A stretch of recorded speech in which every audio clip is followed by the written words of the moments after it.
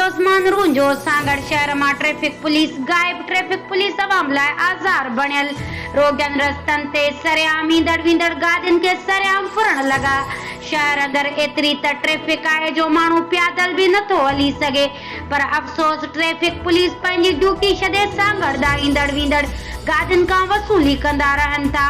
Media जी team traffic police के रुश्वत वठंदे रंगे हथ पकड़े वरतो। मीडिया जे निशानदेही बावजूद भी ट्रैफिक पुलिस खिलाफ का भी कार्रवाई न थी सघी।